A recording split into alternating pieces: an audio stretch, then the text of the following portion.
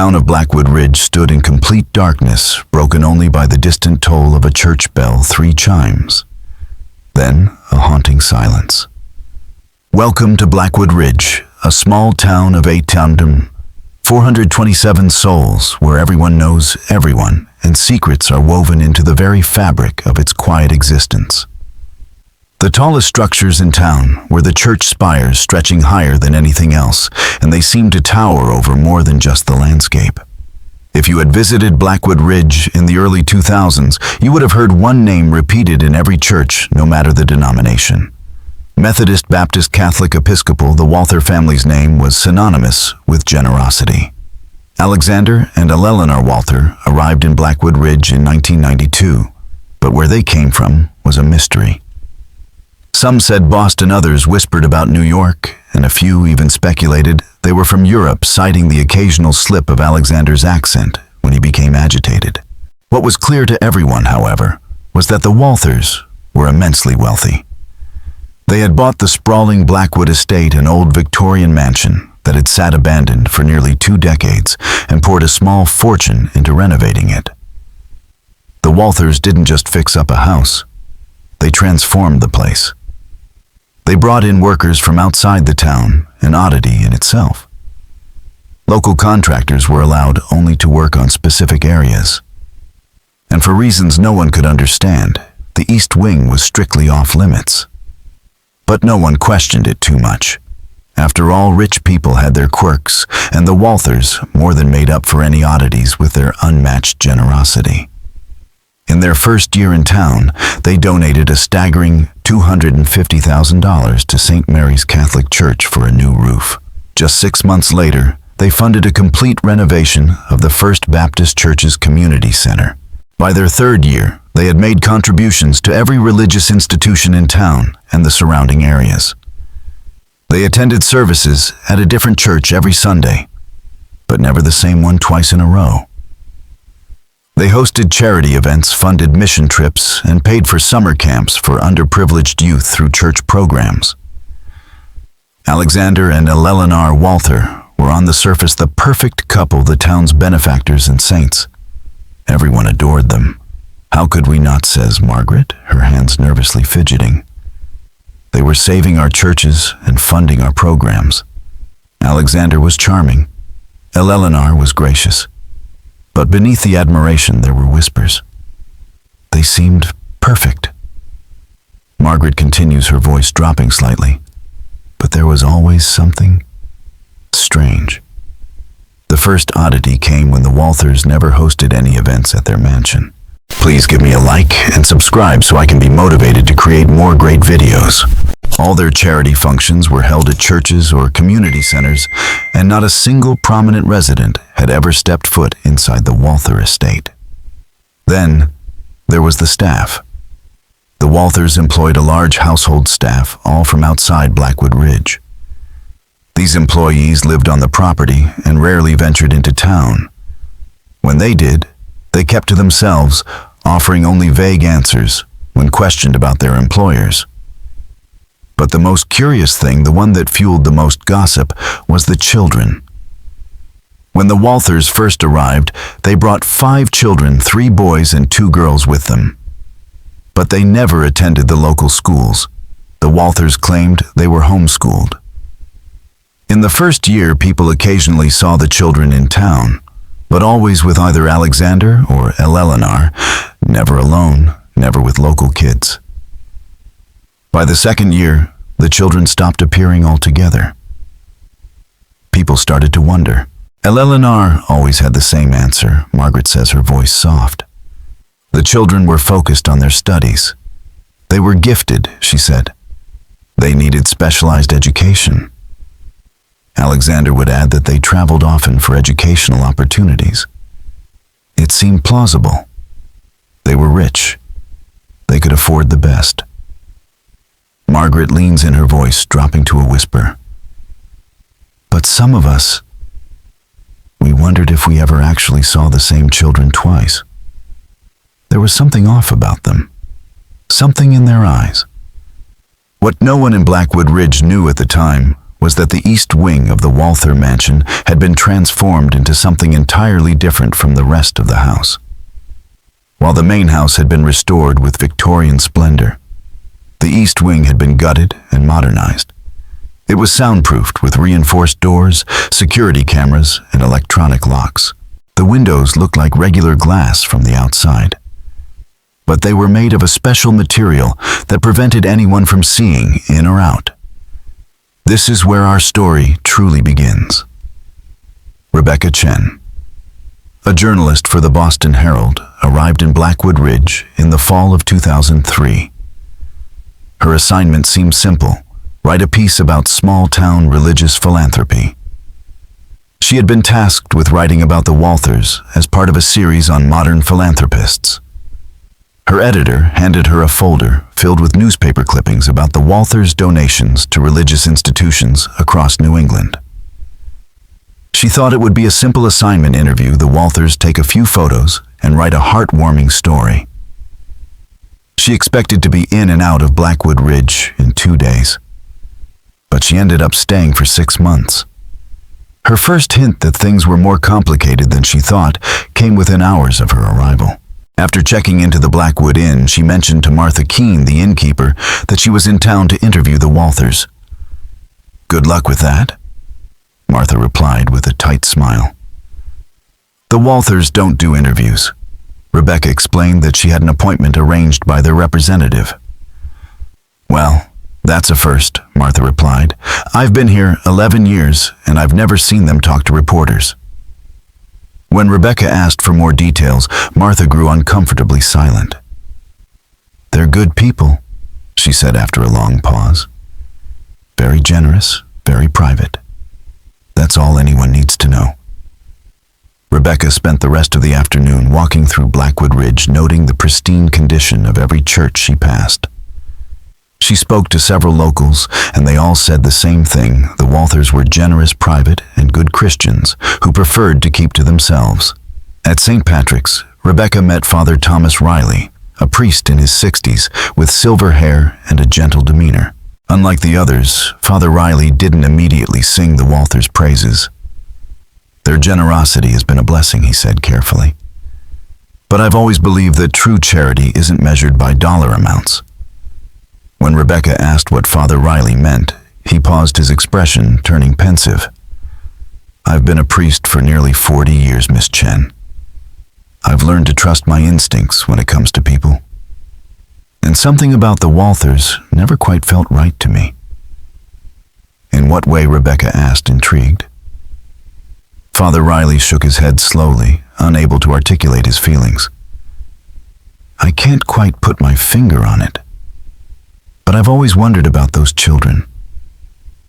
The Walthers brought 5 children with them when they moved here. Beautiful children.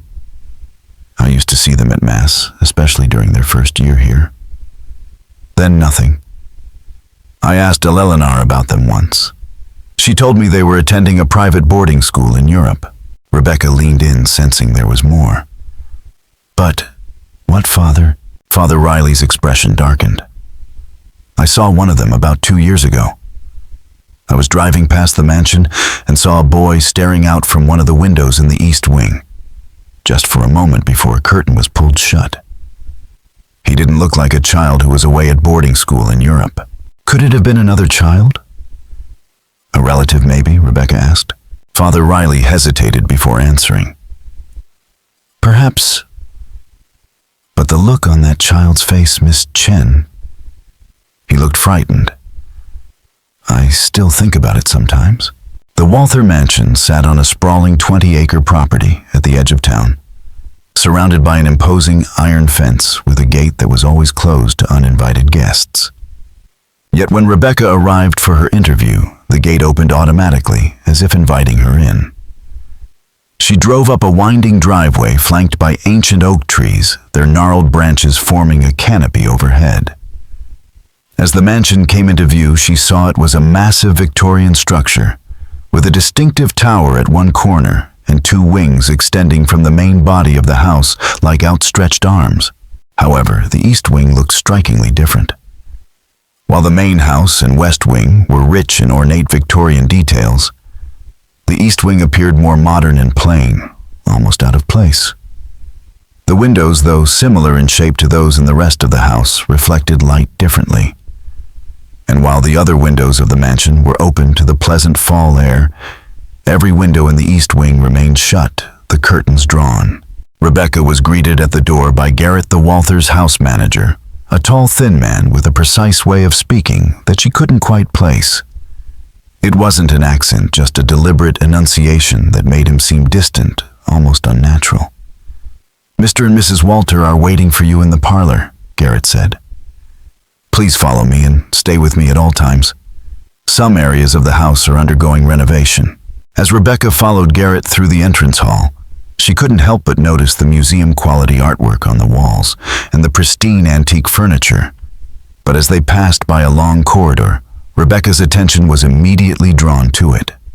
Unlike the rest of the house, which was warmly lit and rich in vintage decor, this corridor appeared stark, modern, and cold, with recessed lighting and whitewashed walls. Before she could study it further, Garrett smoothly stepped into her line of sight. "This way, Ms. Chen," he directed, gesturing toward a different doorway. In the parlor, Alexander and Eleanor Walter rose to greet her. Alexander was a tall, distinguished man with salt and pepper hair and piercing blue eyes, while Eleanor was petite, elegant, and poised. Her blonde hair was pulled back in a classic chignon. Both were dressed in impeccable conservative clothing that was obviously expensive. "Miss Chen," Alexander said, extending his hand. "Welcome to our home. We rarely grant interviews, but when we heard about your series on faith-based philanthropy, we felt it might serve a greater purpose. Our only request," Eleanor added smoothly, "is that you focus on the work, not on us. We're merely stewards of the blessings we've received." The interview proceeded as expected.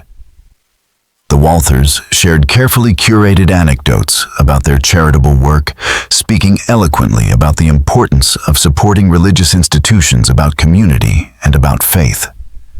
But throughout it all, Rebecca noticed that they revealed almost nothing about themselves. Nothing about their backgrounds, careers, or how they had acquired their vast wealth. They spoke only of their philanthropy and never once mentioned their children. When Rebecca finally asked about their family, a nearly imperceptible tension filled the room. "We have been blessed with children," Eleanor answered after a brief pause. "They're away at school at the moment. All 5 of them," Rebecca pressed. "I was told you had 5 children." Alexander and Eleanor exchanged a glance, and then Alexander replied carefully, "We've had several children in our care over the years. Some were with us temporarily. Foster situations, you might say, though we consider all children who have passed through our home to be part of our family," Eleanor added smoothly. Before Rebecca could ask any follow-up questions, a loud metallic clang echoed through the house, a sound like a heavy door slamming shut. Alexander's eyes darted to the doorway. "Garrett will see you out now, Miss Chen," he said abruptly, rising from his seat. "We have another appointment." As Garrett led Rebecca back through the house, she deliberately took a wrong turn and quickly stepped down the corridor she had noticed earlier. "Ms. Chen," Garrett called sharply, "that area is not open to visitors." But Rebecca had already seen enough to confirm her suspicion.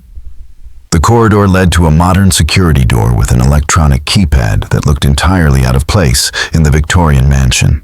"My apologies," she said quickly, rejoining Garrett. "I thought that was the way we came in." Garrett's expression remained impassive, but his eyes turned cold. "A common mistake," he replied, his voice curt. "The house can be confusing to first-time visitors." That evening, Rebecca sat down to review her notes from the interview. She was frustrated. Despite her best efforts, she had gleaned almost nothing substantive from the Walthers. They had talked at length about their charity, but deflected every question about their personal lives. She turned on her laptop and began searching for any information about the Walthers from before their arrival in Blackwood Ridge. To her surprise, she found almost nothing. There were no previous addresses, no career information, no records of their charitable donations prior to 1992. It was as though Alexander and Eleanor Walter had never existed before coming to Blackwood Ridge. Even more bizarre, there was no record of their children. No birth announcements, no school records, absolutely nothing. Rebecca called her editor in Boston, her voice filled with concern. "Jim, something doesn't add up. These people have donated millions to churches across New England, but I can't find any background on them. No one in town knows where they came from or how they made their money. And there's something strange about their children, or the lack of them. Maybe they're just private people," Jim suggested. "Not everyone wants their life story on display." Rebecca was insistent. "It's more than that, Jim. There's this east wing of their house that seems to be completely sealed off from the rest of the property. High security modern construction in an otherwise historic home. And when I asked about their kids, they became evasive." "What are you suggesting?" "Rebecca, I don't know yet, but I'm staying in Blackwood Ridge a bit longer. There's a story here that goes beyond a wealthy couple donating to churches." Over the next week, Rebecca dug deeper into the mystery of the Walthers. She visited the town records office, spoke to real estate agents who might have been involved in the mansion's sale, and continued interviewing locals about the enigmatic family.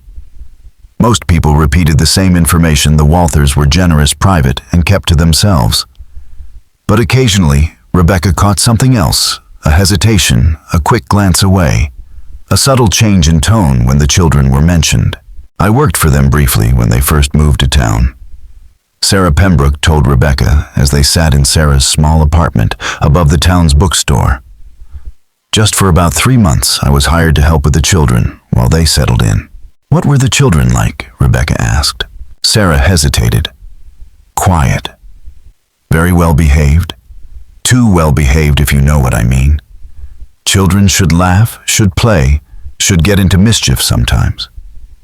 But these children, they seemed afraid to make noise, afraid of what Rebecca pressed. I don't know. I never saw the Walters mistreat them. But there were rules. So many rules. The children were never to enter certain parts of the house. They were never to speak to visitors.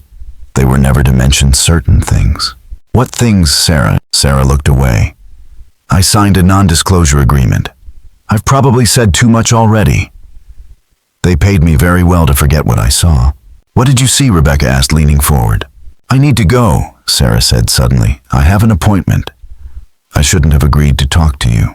Rebecca's next stop was the Blackwood Ridge Elementary School, where she spoke to Diane Lambert, the principal, at the time when the Walters arrived. "Yes, Eleanor Walter came to see me shortly after they moved here," Diane confirmed. "She explained they would be homeschooling their children.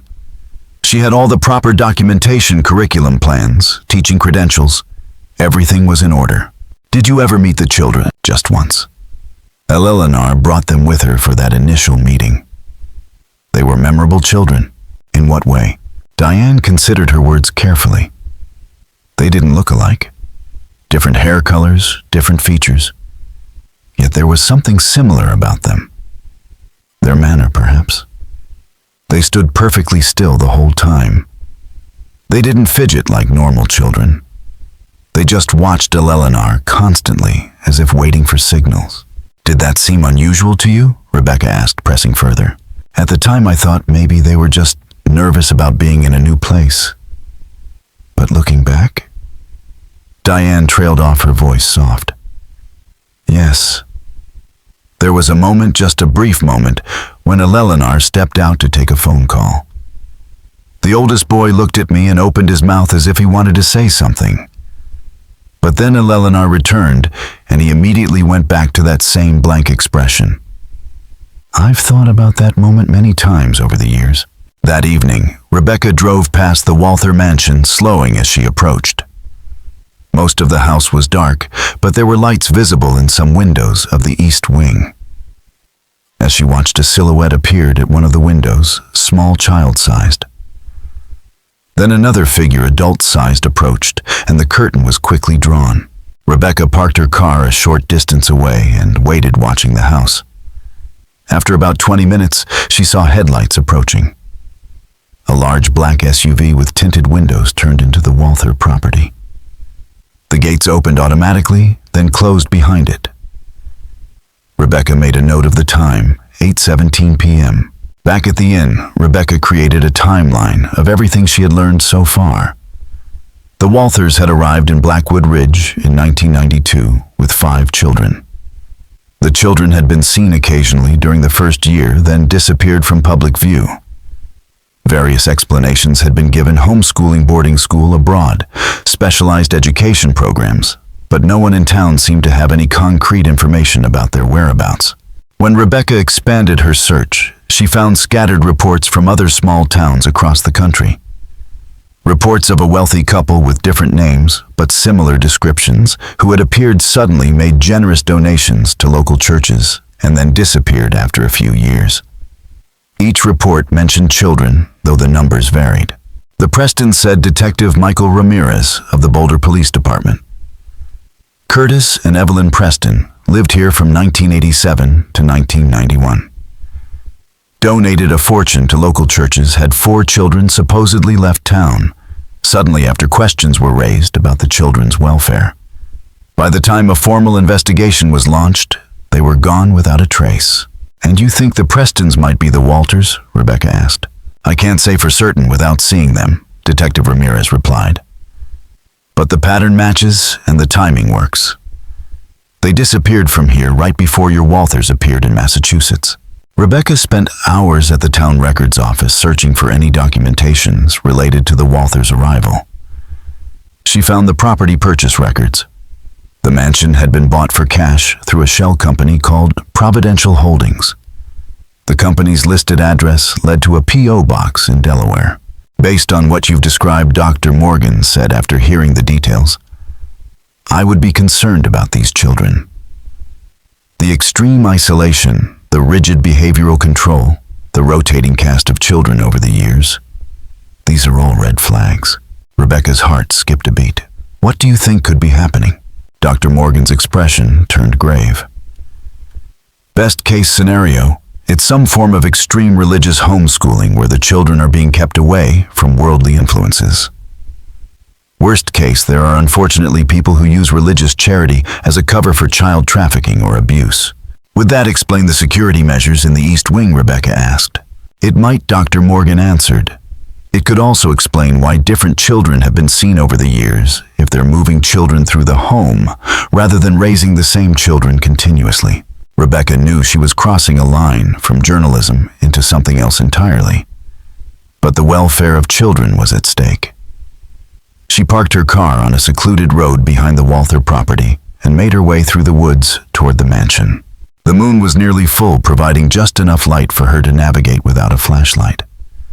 She carried a small digital camera with night vision capabilities, not professional grade, but enough to document anything she might see. As she approached the property line, Rebecca spotted the security fence. It was tall, at least 10 feet, with pointed tips at the top. Not impossible to climb, but certainly a deterrent.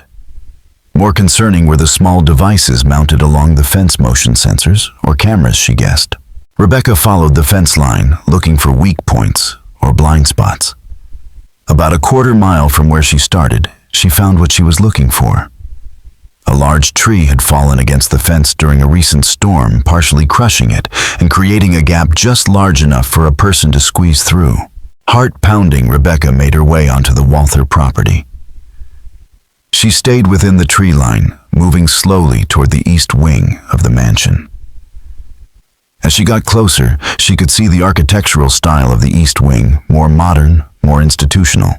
And the windows, now that she was closer, were clearly not normal glass.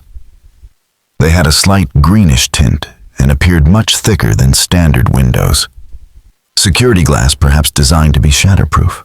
Rebecca crouched behind a large shrub about 50 feet from the east wing, watching and waiting.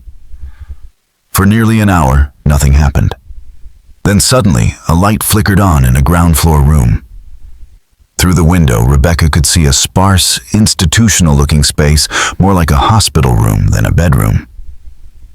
White walls. Simple furniture bolted to the floor. A door in the room opened, and a child entered, a boy, perhaps 8 or 9. He was followed by a woman in what looked like a nurse's uniform. The woman gestured toward the bed, and the boy climbed in. The woman checked something on a clipboard, then left the room, closing the door behind her. The boy sat motionless on the edge of the bed for several long moments. Then slowly, he turned toward the window. Rebecca's breath caught in her throat. The boy was looking right at her, or at least in her direction. She couldn't tell if he could actually see her in the darkness outside. Carefully, she raised her camera and took several photos. The boy continued to stare toward the window.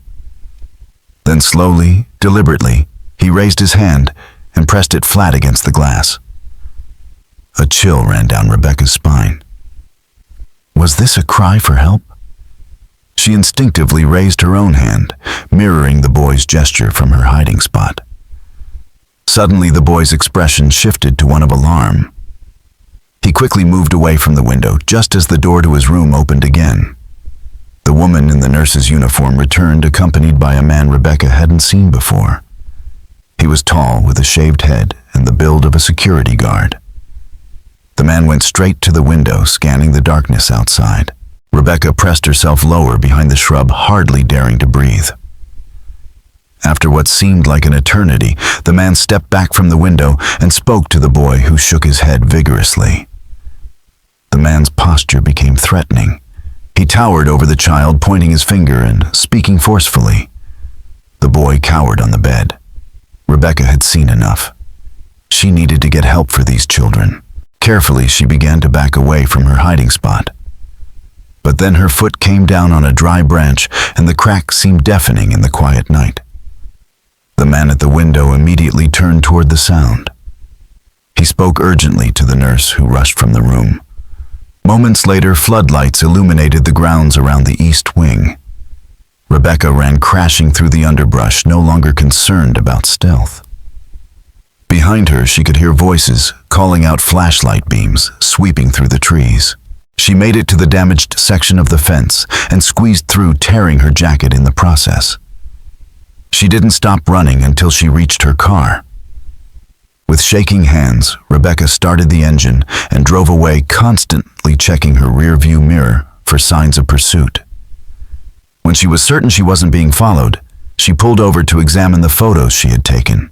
The images were grainy but clear enough to show the institutional nature of the room. The boy's solemn face, his hand pressed against the glass. Not conclusive evidence of wrongdoing, perhaps, but certainly supporting her suspicions that something wasn't right at the Walther mansion. "I need to speak with Detective Ramirez," Rebecca muttered to herself. "It's urgent. Tell him it's Rebecca Chen calling about the Preston case," she added, dialing the number. While she waited on hold, Rebecca transferred the photos from her camera to her laptop and sent copies to her own email account and to her editor in Boston. "Miss Chen," Detective Ramirez's voice came through the line. "Do you have new information about the Preston?" Rebecca quickly explained what she had discovered in Blackwood Ridge and what she had witnessed at the Walther mansion. "I believe the Walthers are the Prestons," she concluded. "And I believe they're holding children in some kind of secured facility in the east wing of their mansion. I don't know if it's the same children they arrived with or new ones, but something is very wrong." "Have you contacted local authorities?" Ramirez asked. "Not yet," Rebecca replied. "I wanted to gather more evidence first, and frankly, I'm not sure who to trust. The Walthers have donated significant amounts to local organizations, including the police department's community outreach programs. You need to be careful," Miss Chen Ramirez warned. "If these are the same people I investigated years ago, they have resources and connections. They've managed to stay one step ahead of law enforcement for a long time." "What should I do?" Rebecca asked. "Document everything. Build your case carefully and watch your back." "I need your help, Father," Rebecca said, her voice strained. They sat in Father Riley's modest office, surrounded by theological books. "I believe children are being held against their will at the Walther mansion." Father Riley looked troubled. "That's a serious accusation, Miss Chen." Rebecca showed him the photo she had taken. "I've been researching the Walthers' background. They appeared in Blackwood Ridge out of nowhere in 1992. Before that, a couple matching their description was in Boulder, Colorado, using different names. Before that, possibly other locations, always the same pattern. Generous donations to churches' children who are rarely seen in public, sudden departures when questions are raised. If what you're suggesting is true, why would they donate so generously to churches? Father Riley asked. What would be the purpose? I think it's cover, Rebecca said. Who would suspect child abusers who support every church in town? They buy goodwill.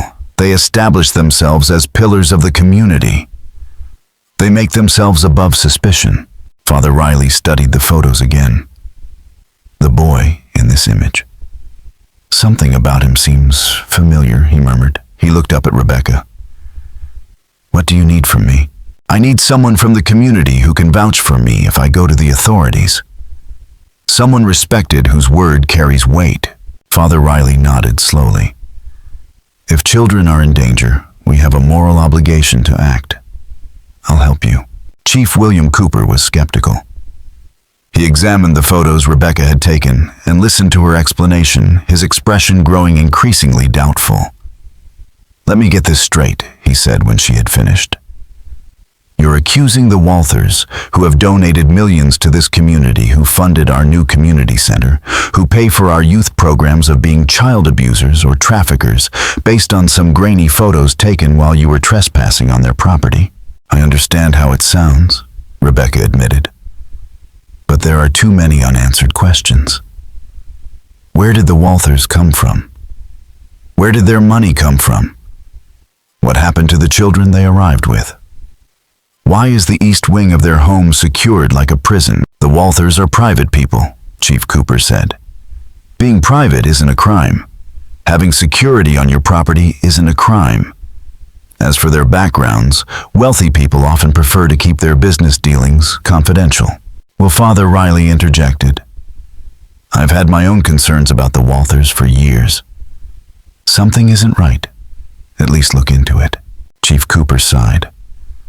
I'll make some inquiries discreetly, but that's all I can promise. As they left the police station, Rebecca felt a sense of unease. He's not going to do anything, is he? Will Cooper is a good man, Father Riley said. But the Walthers have been very good to this town. It's difficult to believe the worst about people who have done so much good. That's exactly what they count on, Rebecca replied. As Rebecca approached the Blackwood Inn, she noticed a black SUV parked across the street, the same type of vehicle she had seen entering the Walther property. A man sat in the driver's seat, watching the inn. Rebecca walked past the inn, continuing down the street as if heading elsewhere. She took out her phone and pretended to make a call, using the opportunity to snap a photo of the SUV and its license plate. She then doubled back, entering the inn through a side door. Once inside, she went straight to her room and began packing her belongings. If the Walthers knew she had been on their property, they might also know where she was staying. She didn't feel safe at the inn anymore. Rebecca checked into the Pine Grove Motel, 20 miles from Blackwood Ridge. She paid cash and used a fake name. Journalistic ethics be damned, her safety came first. In her motel room, she set up her laptop and continued her investigation. She ran the license plate she had photographed through a database her newspaper had access to. The SUV was registered to a company called Sentinel Security Services, a private security firm based in Boston. Further research revealed that Sentinel specialized in high-value asset protection and employed many former military and law enforcement personnel. Their client list was not public, but it wasn't a stretch to imagine the Walthers might employ such a firm.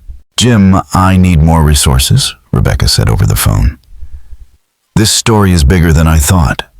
I believe the Walthers are part of some kind of organization that moves from town to town, using religious philanthropy as cover for something involving children. What kind of resources are we talking about? Jim asked. I need a researcher to dig deeper into the Walthers' past, not just Boulder, but before that. And I need someone to look into Providential Holdings and Sentinel Security Services. Plus, I could use another reporter on the ground here. I think I'm being watched. This sounds more like a police matter than a newspaper story, Rebecca. I've tried the police. They're not convinced. And even if they were, the Walthers have connections. If they get wind of an official investigation, they might disappear again with the children. Jim sighed. All right.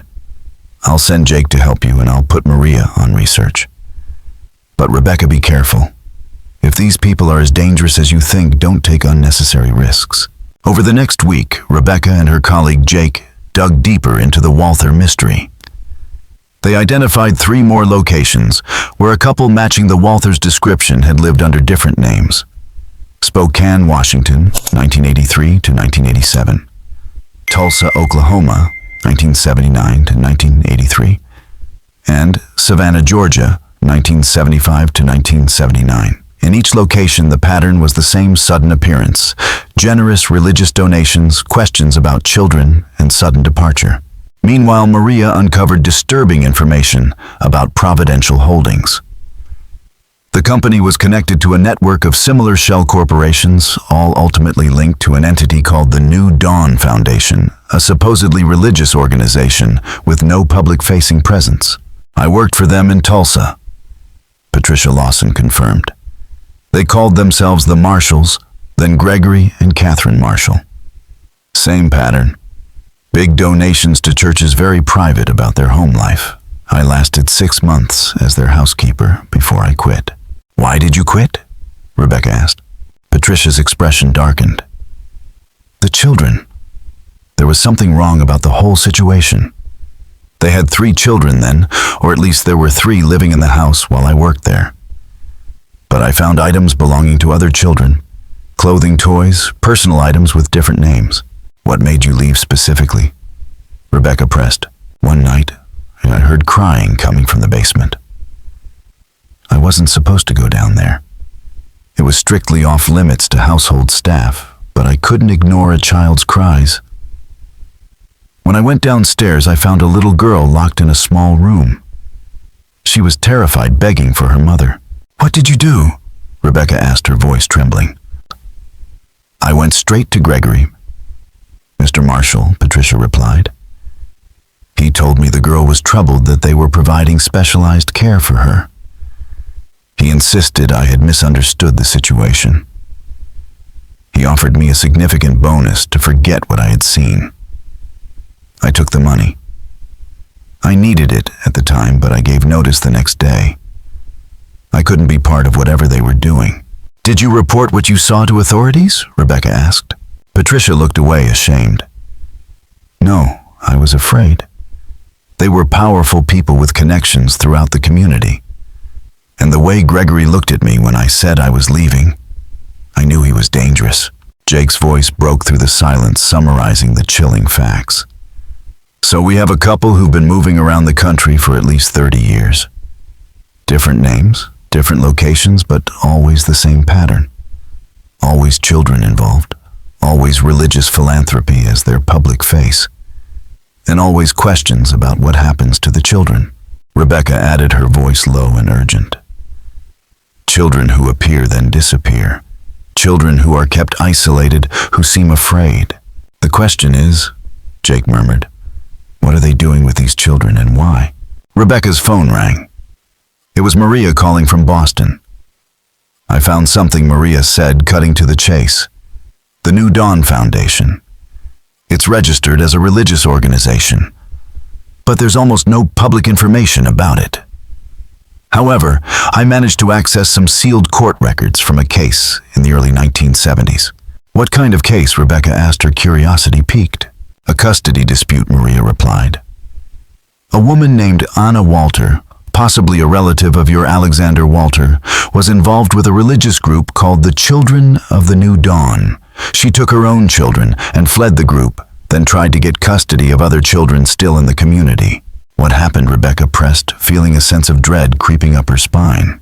The case was ultimately dismissed, and the records were sealed at the request of the Children of the New Dawn's lawyers. But I've sent everything I found to you. Check your email. Rebecca quickly opened the documents Maria had sent. The Children of the New Dawn had been a small religious community founded in the late 1960s by a man named Elias Shepherd. The group believed that specially chosen children referred to as vessels would play a key role in an approaching religious awakening. According to Anna Walter's testimony, the group had started taking in children from outside the community, Orphans, foster children, even purchasing children from desperate families in impoverished areas. These children were kept separate from the community's own children and subjected to what Anna described as preparation rituals for their role as vessels. When Anna had tried to rescue some of these children, the group countered with accusations that she was mentally unstable.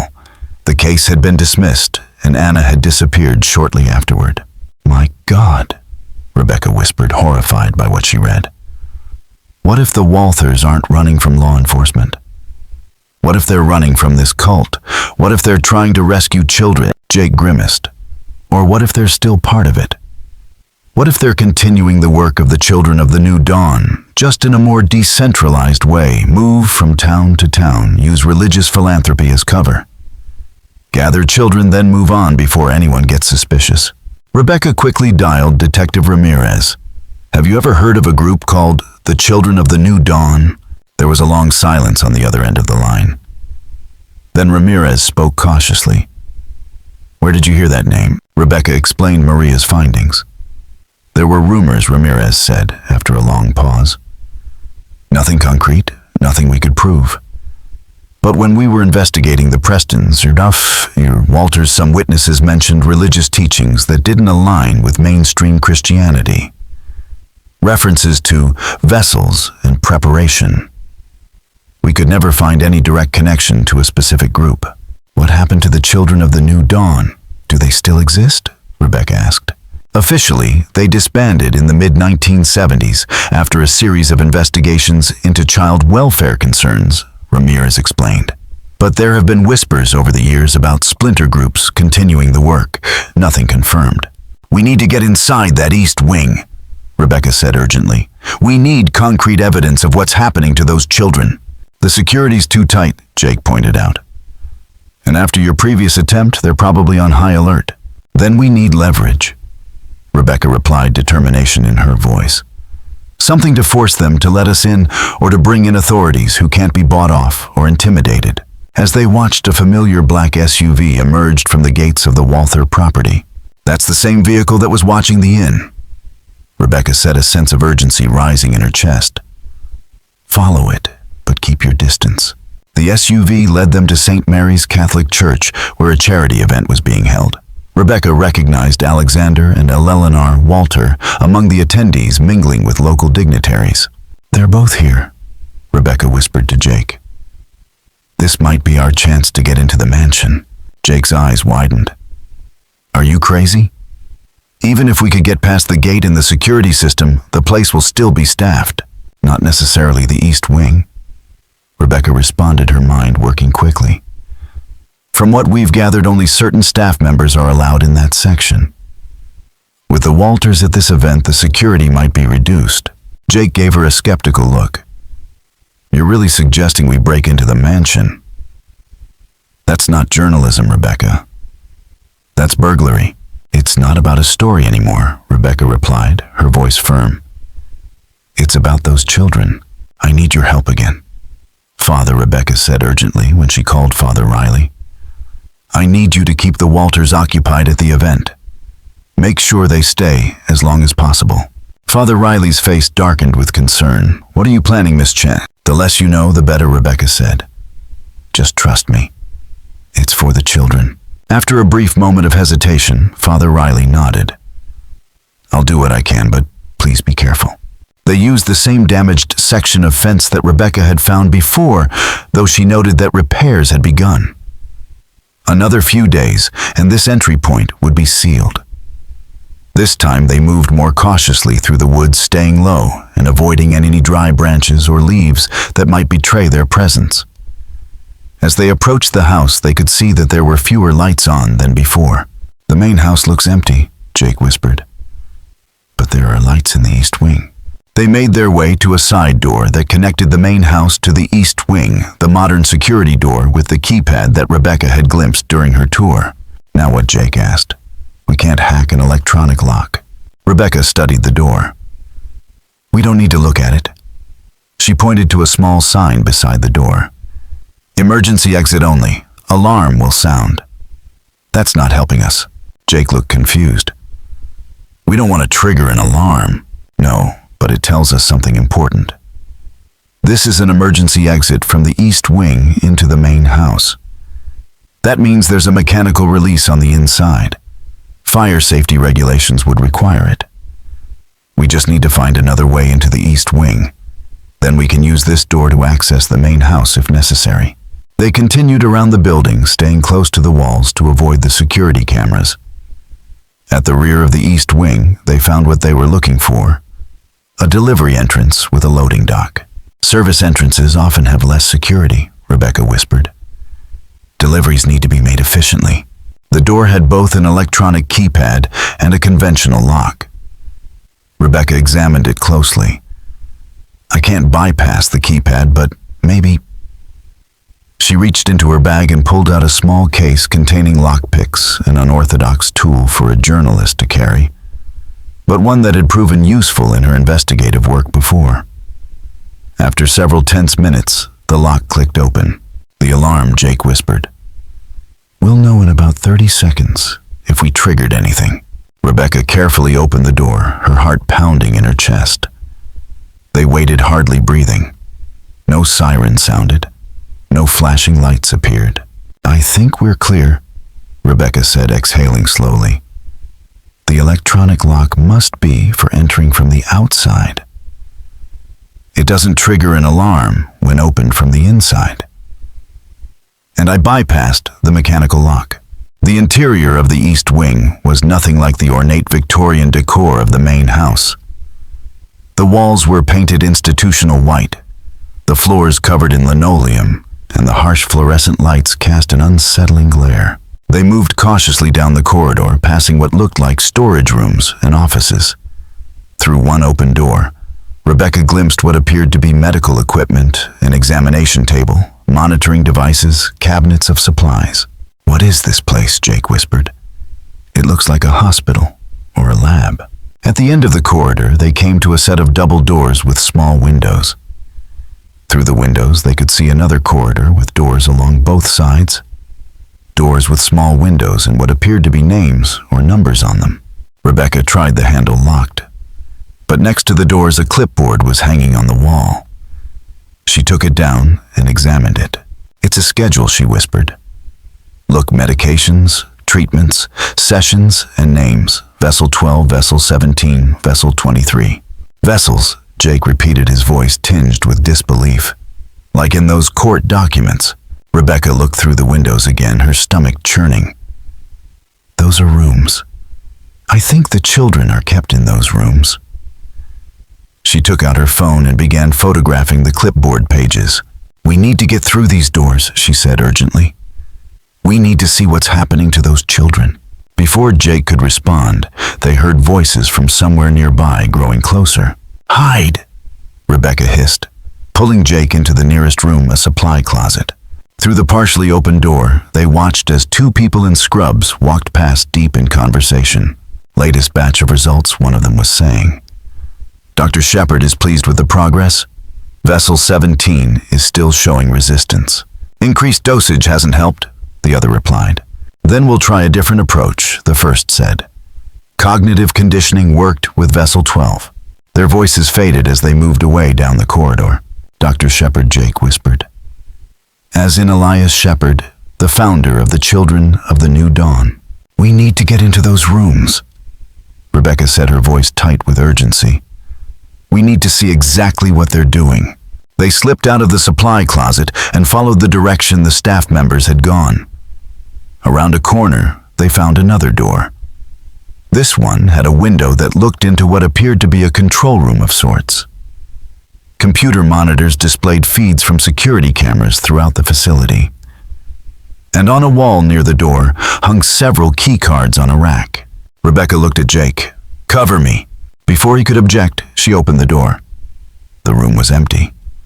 The staff members must have continued on elsewhere. Rebecca quickly grabbed one of the key cards, then rejoined Jake in the corridor. This should get us through those double doors, she said. They retraced their steps. The key card worked. The double doors unlocked with a soft click. Each room had a small window in the door, and each door had a label. Vessel 12, Vessel 14, Vessel 17, and so on. Rebecca looked through the window of the first door.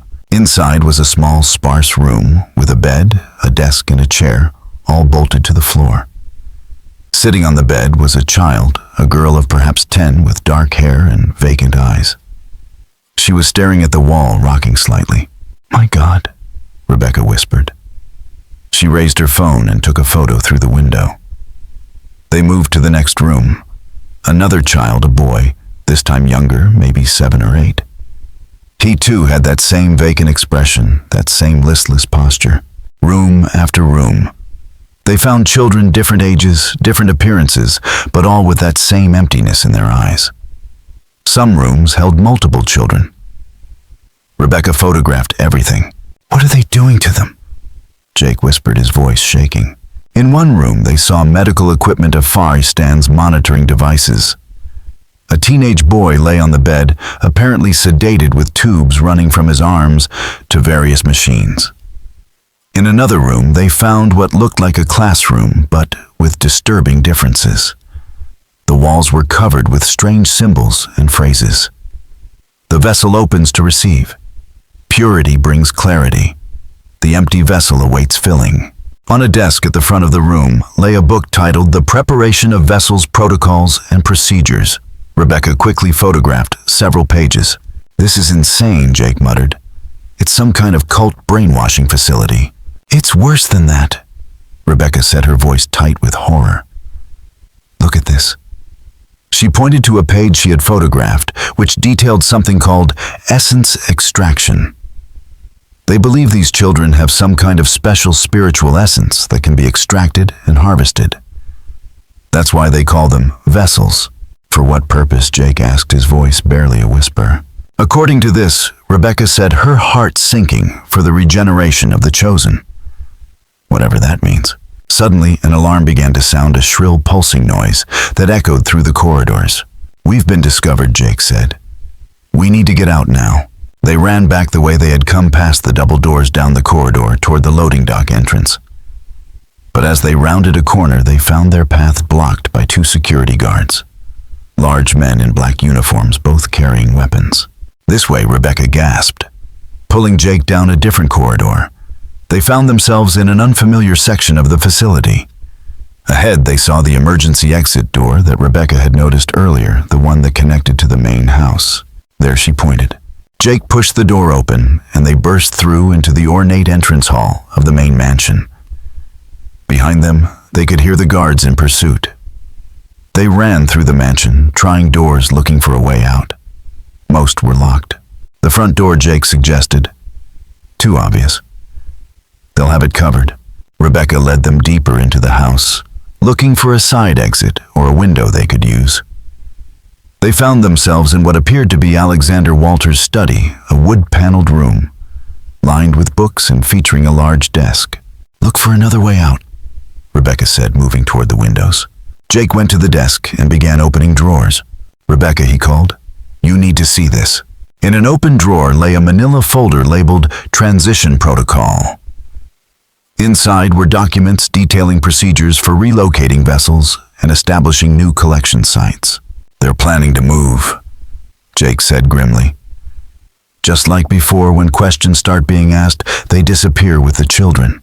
The sound of footsteps in the corridor outside spurred them back into motion. Rebecca tried the windows, locked with no obvious way to open them. "We're trapped," she said. The door to the study burst open. 2 security guards entered, weapons drawn. "Don't move," one ordered. "Put your hands where I can see them." Rebecca and Jake complied, raising their hands slowly. "Phones on the floor now," the second guard barked. They placed their phones on the carpet. One guard kept his weapon trained on them, while the other collected the phones. "Mr. Walter will want to speak with you," the first guard said. "Both of you come with us. Any sudden moves and this ends badly." They were led through the labyrinth of the mansion, down corridors, and into a large conference room at the heart of the estate. A long table stood in the center, with several chairs around it.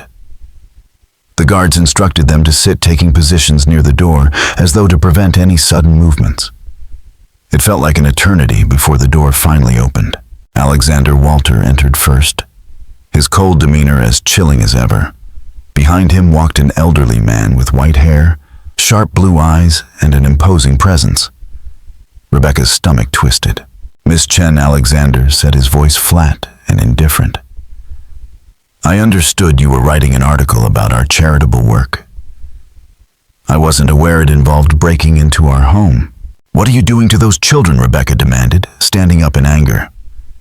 We saw them. We saw the vessels, the medical equipment, the brainwashing materials. The elderly man stepped forward, his smile thin and unsettling. The vessels are being prepared for a greater purpose than you could possibly understand. Who are you? Jake asked, his voice barely controlled. The man smiled a smile that never reached his eyes. My name is Dr. Elias Shepherd. I am the founder of the Children of the New Dawn. Rebecca's heart sank. You're supposed to be dead. The group disbanded in the 1970s. Reports of my death have been greatly exaggerated, Dr. Shepherd replied calmly. As for the Children of the New Dawn, we simply became more discreet in our operations. By kidnapping children, Rebecca's voice shook with rage. By brainwashing them, by whatever sick essence extraction process you're performing on them, the vessels are not ordinary children. Dr. Shepherd continued, his tone unshaken. They have been chosen for their unique spiritual qualities. Their essence sustains us, allows us to continue our work across generations. Rebecca's eyes shot to Alexander. Is that why you move from town to town, taking new children using religious philanthropy as cover? The churches are important, Alexander replied, his voice smooth. They help us identify potential vessels. Religious communities keep detailed records of their members, especially the children. They trust us because of our generosity. They never question when we express interest in particular children. Troubled children, orphaned children, children with special spiritual gifts. And when people start asking questions, Jake added bitterly, you disappear. Take the children and move to the next town, the next set of churches. A necessary precaution, Dr. Shepherd agreed. Though one will soon no longer be needed. We are approaching the culmination of our work, the final gathering of vessels. Rebecca felt bile rise in her throat. You're insane, all of you. Dr. Shepherd's expression hardened, his gaze icy. You cannot begin to comprehend what we are building. For centuries, certain individuals have known that human essence can be transferred, can be used to extend life, to enhance abilities. The ancient Egyptians, the Mayans, certain Eastern mystics all discovered pieces of this truth. We have perfected it. You're stealing children's lives, Rebecca spat. Their futures. We're fulfilling their purpose, Dr. Shepherd said, his voice unbothered. The vessels are honored through their service. Alexander checked his watch, impatience flashing across his face. Enough explanation. The transition is already underway. The vessels are being prepared for transport. One of the guards spoke up. What do we do with these two? Alexander's eyes narrowed as he looked at Rebecca and Jake coldly. They've seen too much. They'll become vessels themselves. Their essence will serve the continuation. Before either of them could respond, the guards pushed them back through the sterile corridors back toward the east wing. They were taken to a room filled with medical equipment, and the nurse Rebecca had seen earlier was there preparing syringes. 2 new arrivals, Alexander told her.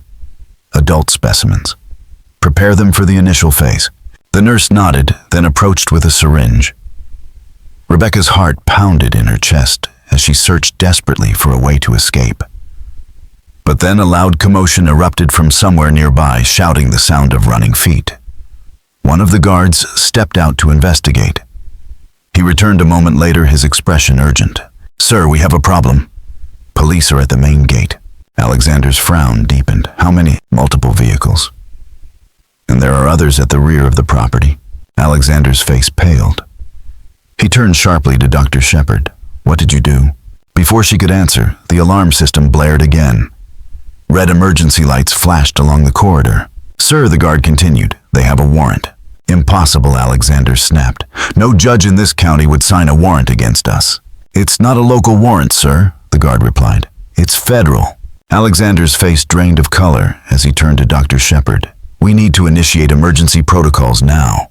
Dr. Shepherd nodded grimly. Prepare the primary vessels for immediate transition. Sanitize the secondary facilities. As they spoke, Rebecca caught Jake's eye and nodded toward the door. The guards were distracted by the crisis. If they were going to make a move, it had to be now. In one swift motion, Rebecca lunged forward, shoving the nurse aside. Jake followed suit, driving his shoulder into one of the guards, knocking him off balance. They bolted for the door, running toward the sound of commotion, toward what they hoped would be help. Behind them, they could hear Alexander shouting orders. Lock down the east wing. No one gets in or out. The corridors were in chaos. Staff members ran in every direction, some carrying files, others escorting children. Security guards shouted contradictory orders. Rebecca and Jake pressed themselves against a wall, waiting for the guards to pass, then darted in the opposite direction, their hearts racing. As they rounded a corner, they spotted a familiar face, Chief Cooper, accompanied by several officers in tactical gear. Chief Rebecca called out, relief flooding her chest. Chief Cooper turned and signaled to his officers to move toward them. "Rebecca Chen," he said. "Are you all right?" "We're okay," Rebecca replied as they reached the police. "But the children, they're moving the children.